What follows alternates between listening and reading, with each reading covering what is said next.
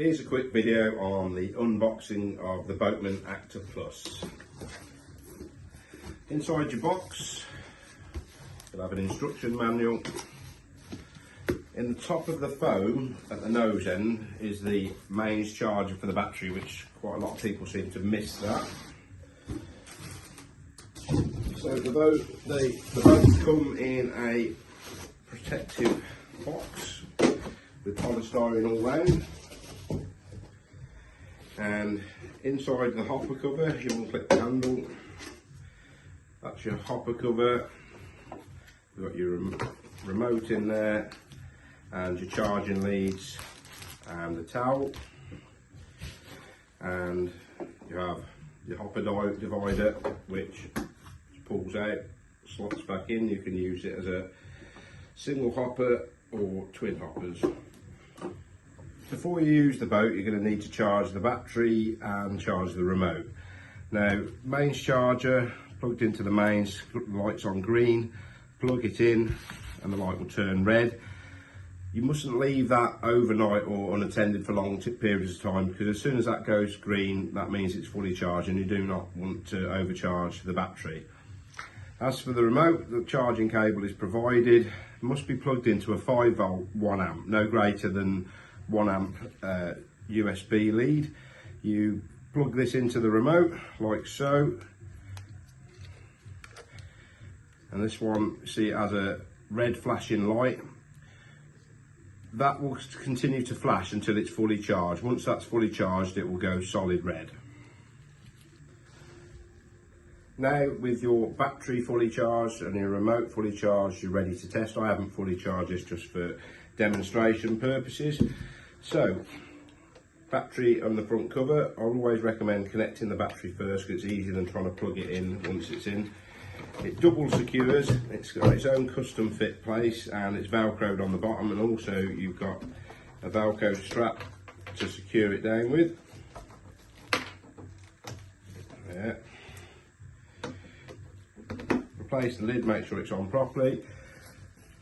Always with the boats, turn the remote on first and then the boat, and the same when you turn it off, it's boat off, remote off.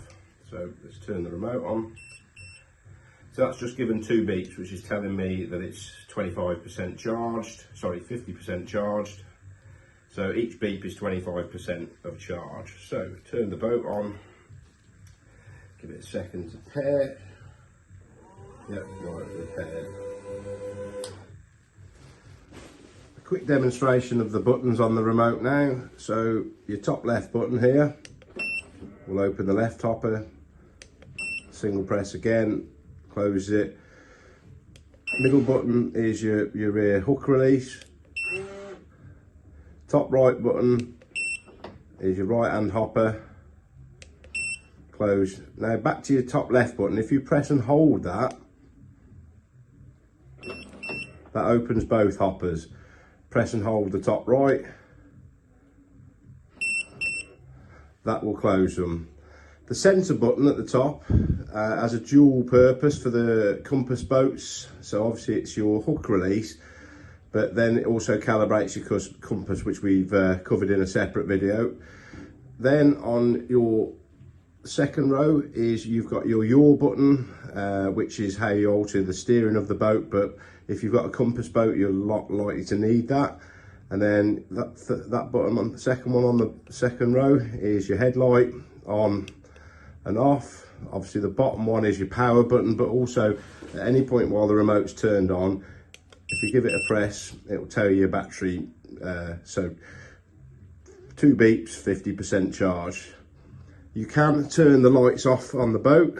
Hold down the yaw button and press the lights, and that will turn your side marker lights on and off. The joystick control is sensitive to how far you move it to how fast the boat goes. So if you go slow, you can see the motors are going slow, moving it just a little bit further and further. Now if you hold it forward for 5 seconds at the fastest point, that will then go into auto forward. That will continue to go for 60 seconds until you tell the boat to do different, and with the compass boat that will stay on its course. You can cancel it by pressing any button or simply pulling back on the remote. Obviously left to turn, you can see that the left rear light's flashing. Right. If you do that from stationary, the boat will turn on its own axis, but if you turn the remote to the side while you're going forward, it just steers more in an arc, and obviously then you've got reverse.